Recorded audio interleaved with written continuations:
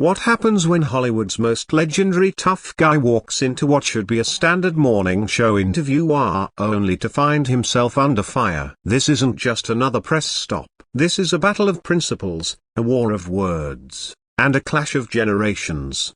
Live on national television. Clint Eastwood, at 94, the name alone commands reverence. A towering icon who shaped cinema across 7 decades. So, when he agreed to appear on Good Morning America to discuss his latest film, it was hailed as a major event. Producers rolled out the red carpet. Executives called it a historic booking. George Stephanopoulos was given the honor of conducting the interview with one job: stick to the script. It started as expected. Clint, seated with the same composed intensity he brought to every role, calmly discussed his new movie, the cast, and reflections on his long career. The audience was riveted. But then the tone shifted. Clint, you've seen the industry evolve via diversity, representation, politics in film. How do you feel about the way Hollywood has changed? Eastwood's eyes narrowed. This wasn't part of the plan. Well, George, he said evenly, a good story's a good story regardless of who's telling it. But Stephanopoulos pressed. Don't you think the old system was unfair? That it excluded people? Eastwood's jaw tightened. The system was tough,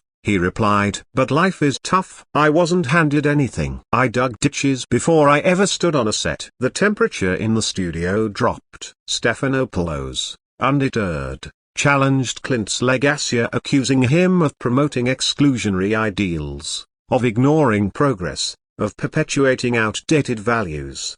Clint leaned forward. I hired people based on their ability to do the job, period. I told stories that mattered. Real people. Real struggles. Not propaganda. But how many of your films had diverse leads? Stephanopoulos pressed. How many female directors did you champion? That did it. Eastwood stood, slowly, deliberately. The scraping of his chair echoed like a gunshot. You want to talk about stereotypes?